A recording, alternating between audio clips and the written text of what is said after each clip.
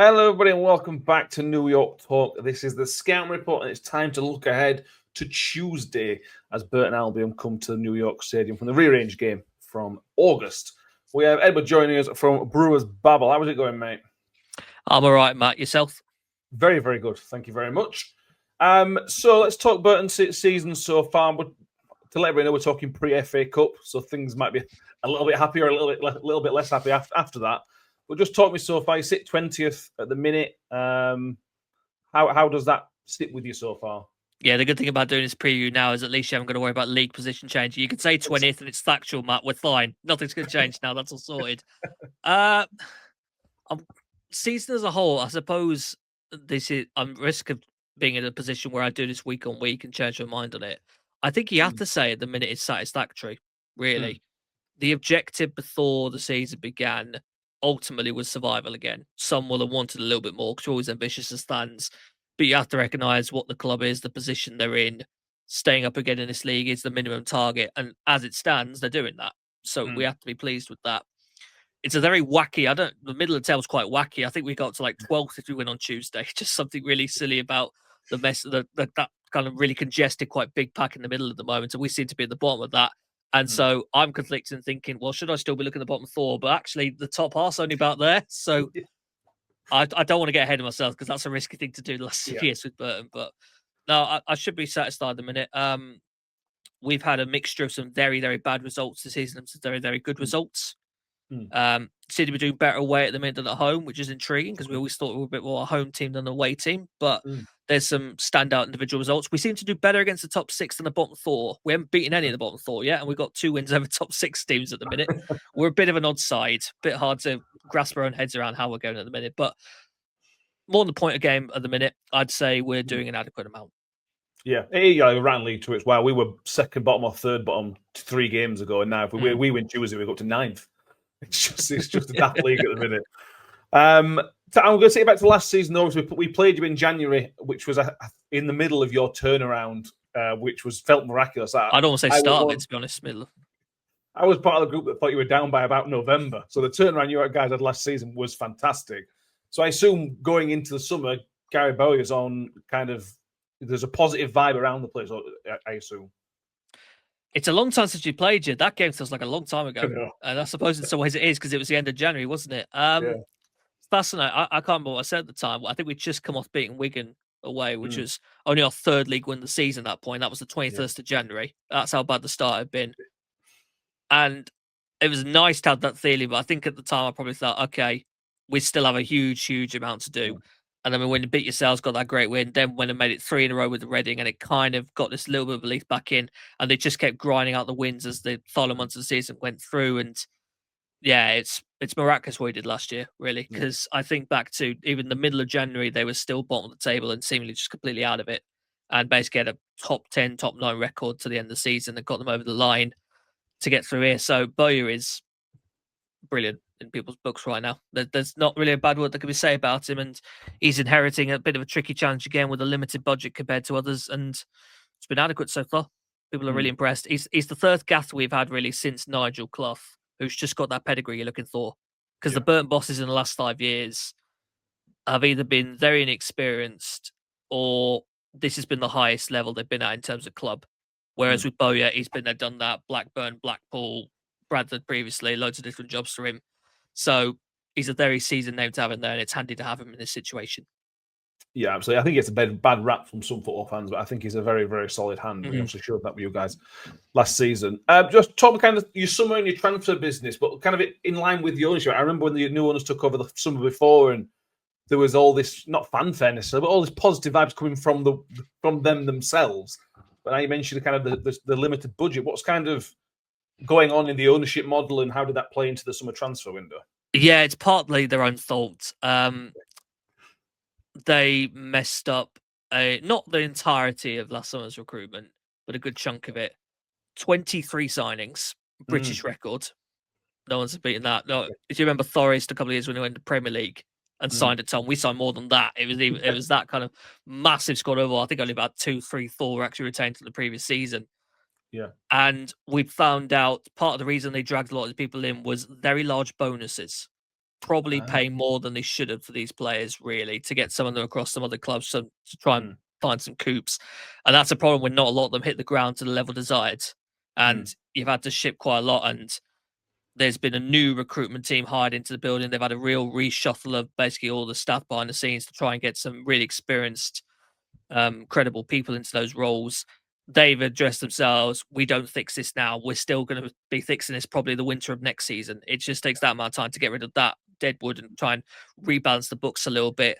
They've taken quite a big financial hit loss-wise, which I believe the owners have managed to plug with their own finances. So it's not going to damage the club too much going forwards, albeit I think there's been some headlines that have been put out about the financial figures, and maybe the hopes previously they had of putting in a really more competitive budget in the league has not been the case. They've had to operate with a low one again. So it's about having that really smart recruitment team that's just got the right personnel in.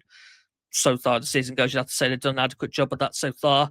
The model the club's clearly trying to put in place is a very sort of infancy stage Brentford Brighton model, where it's buy these guys, sort of basically peanuts, develop them, sell them for profit. Number 18, one of our strikers last year, Amman Burrell, half the season of goals, sold for over $1 million to QPR.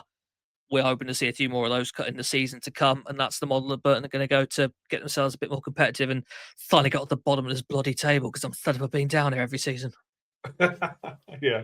I think what you're saying is exactly what we're trying to do. But buy reasonably low, especially going to the continent and bringing those guys in and paying the price. We're still paying the price from last season. Steve Evans is really expensive.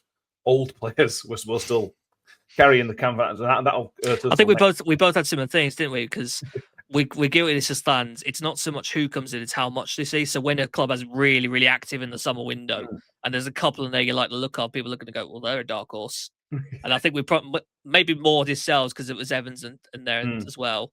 But there was definitely some who gave attention to Burton last season because of how many were coming in. And the more reasonable people look at it and go, you are not going to integrate 23 signs and go out the blocks like that. And lo and behold, that's exactly what happened. Yeah, absolutely. Let's talk about what we can expect Tuesday. Again, how different is this Burton team to the one that we last faced in January? It's a long time ago, lots of new signs. I assume it's different, or is it? Not massively. It's a different front line. That's about it, really.